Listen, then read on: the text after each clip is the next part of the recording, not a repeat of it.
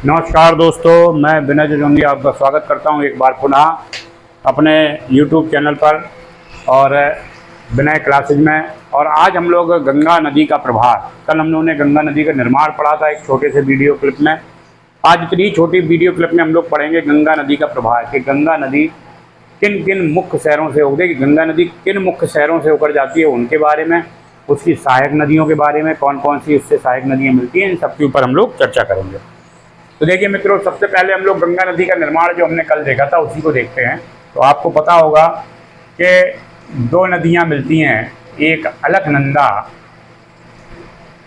और एक आपकी भागीरथी।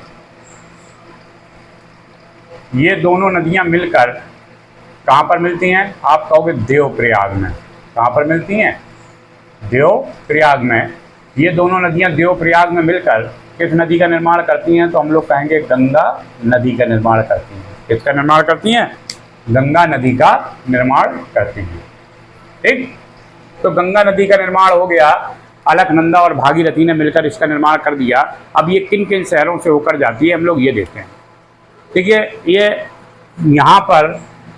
यहाँ से हरिद्वार तक इसका जो मार्ग रहता है ऊबड़ खाबड़ रहता है, लेकिन जैसे ही ये हरिद्वार में आती है तो ये समतल भूमि पर तैरना चालू कर देती है, यानी कि समतल भूमि पर, क्योंकि उसके पहले ये पहाड़ियों से उतरती हुई हरिद्वार तक आती है। उसके बाद ये जो मार्ग पकड़ती है वो समतल भूमि का मार्ग पकड़ती है। तो ये जो गंगा नदी है, पहले मैं इसको थोड़ा बना देता हूँ, यहाँ तक मान लीजिए यहाँ। ठीक, मैंने कल बताया था इसकी जो लंबाई है 2525 मीटर है और यह भारत की सबसे लंबी नदी है, कल ये बताया था। तो हम लोग इसमें कौन कौन से प्रमुख शहर आते हैं और कौन कौन सी नदियां इससे मिलती हैं वो देख लेते हैं। तो देखिए, सबसे पहले तो यहीं पर शुरू करते हैं हरिद्वार। जो हरिद्वार शहर है इसी के किनारे बसा है, हम लोगों को पता है। फिर आता है बिजनौर। बिजनौर क्या है? बिजनौर गंगा नदी का प्रवेश द्वार है। मैंने बताया था गंगा नदी 5 प्रदेशों से होकर निकलती है, उत्तराखंड, उत्तर प्रदेश, बिहार, झारखंड और पश्चिम बंगाल, जिसमें सबसे लंबी दूरी वह उत्तर प्रदेश में तय करती है और सबसे कम दूरी वह झारखंड में तय करती है। तो उत्तर प्रदेश का जो प्रवेश द्वार है इसका वो क्या है? बिजनौर है। क्या है? बिजनौर। इसके बाद आ जाइए प्रयाग, प्रयागराज। ठीक है, प्रयागराज के बाद आपका पटना। ये शहर तो कई हैं, कानपुर भी है, मैं एक और लिख दे रहा हूँ, यहाँ पर बलिया लिख लो। शहर कई हैं, लेकिन मुख्य शहर कौन से हैं ये देख लो आप। यहाँ पर जो है पश्चिम बंगाल।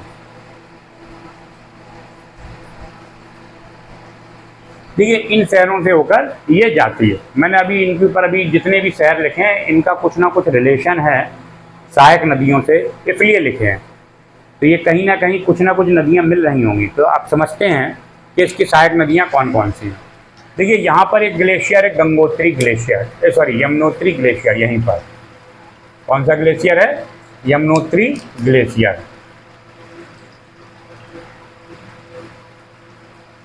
यमुनोत्री ग्लेशियर।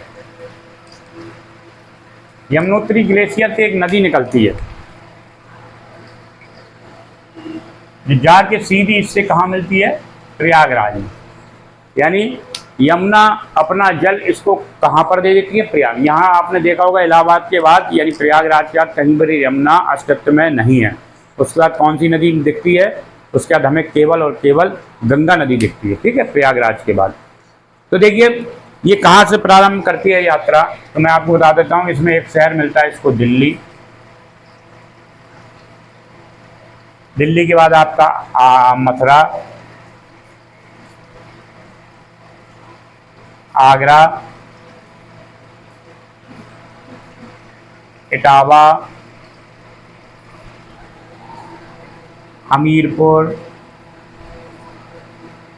बुंदेलखंड के शहर हैं, और बांदा। तो मैंने आपको पहला शहर जो मिला था हमीरपुर लिखे। ठीक, पहला शहर जो लिखा था प्रयागराज, उससे कौन सी सहायक नदी मिली? यमुना। तो इस नदी का नाम क्या है? यमुना नदी। क्या नाम है? यमुना नदी। ठीक है, कौन सी नदी? यमुना नदी। अब इस ये पक्का हो गया कि यमुना नदी गंगा नदी की सहायक नदी है। तो इस यमुना नदी की भी कुछ सहायक नदियाँ होंगी, बिल्कुल होंगी। यहाँ पर एक जिला पड़ता है महू जिला, मध्य प्रदेश में, दिख रहा है, देखें जरा। हाँ, ये यमुनोत्री ग्लेशियर, ठीक है। यहाँ पर एक जिला पड़ता है महू जिला। कौन सा जिला? महू जिला। यहाँ से मध्य प्रदेश में, एमपी में, यहाँ से एक नदी निकलती है महू जिले से, और जिसका नाम है चंबल नदी। आपने सुना होगा। ये चंबल नदी निकलती है और जाके कहाँ मिलती है? आपकी इटावा में मिलती है। कहाँ पर मिलती है? इटावा में मिल जाती है। अब चंबल नदी, ये चंबल नदी का, चंबल नदी, इस चंबल नदी की भी कई सहायक नदियाँ हैं, ठीक है। 3 सहायक नदियाँ हैं इस चंबल नदी की, तो यहीं पर हम लोग देख लेते हैं। एक तो क्षिप्रा नदी हो गई। क्षिप्रा नदी आपने सुना होगा कि जो क्षिप्रा नदी है ये कहाँ पर बहती है? आपकी उज्जैन में बहती है। और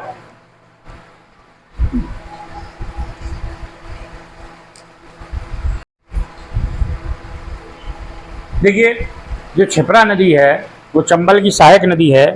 एक नदी इसकी और सहायक नदी है, उसका नाम है काली सिंध नदी। यहाँ लिखे दे रहा हूँ, नीचे आ नहीं रहा, वही देख रहा था। काली सिंध नदी। और एक नदी और है इसकी जिसका नाम है पार्वती नदी। पार्वती नदी। ये 3 नदियाँ इसकी सहायक नदियाँ हैं। किसकी? चंबल नदी की। चंबल नदी किसकी सहायक? यमुना की, जो कहाँ मिलती है? इटावा में। और यमुना किसकी सहायक? यमुना गंगा की सहायक नदी। भी 2 सहायक नदियां हैं जो कहाँ से निकलती हैं? बुंदेलखंड के पठार से। एक पठार है बुंदेलखंड पठार,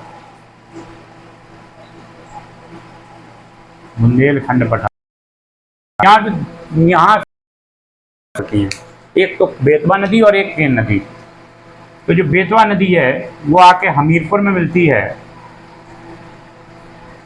किससे? यमुना से। और जो केन नदी है वो बांदा में मिलती है आपकी, किससे? यमुना से। तो देखिए, यमुना भी अपने साथ कितनी सहायक नदियों का जल ले जा रही है। चंबल का, बेतवा का, केन का, और चंबल अपने साथ 3 सहायक नदियों का जल ले जा रही है। क्षिप्रा का, काली सिंध का और पार्वती का। ये सब जल कहाँ जा रहा है? आपका गंगा जी में। एक प्रश्न बहुत महत्वपूर्ण आता है, कहता है कि ये बताइए कि एकमात्र पठार से निकलने वाली नदी जो गंगा की सहायक नदी है कौन सी है? तो मैं आपको बता दूं, ये जो एक पठार है यहाँ पर जिसका नाम है अमरकंटक। क्या नाम है? अमरकंटक। अमरकंटक पठार। यहाँ से एक नदी निकलती है, सोन नदी। कौन सी नदी? सोन नदी, जो सीधे जाके कहाँ मिलती है? पटना में मिलती है। ये सोन नदी किससे मिलती है? पटना में, गंगा जी से।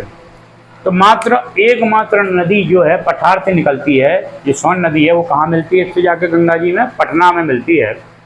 और मैंने आपको बताया था, इसमें प्रश्न था कि गंगा जी का उत्तर प्रदेश का द्वार किसे कहा जाता है? तो बिजनौर को कहा जाता है। अब आते हैं पश्चिम बंगाल, जो मैंने लिखा था। पश्चिम बंगाल क्यों लिखा, हम लोग इसके ऊपर चर्चा कर लेते हैं। पश्चिम बंगाल में एक महत्वपूर्ण बांध है।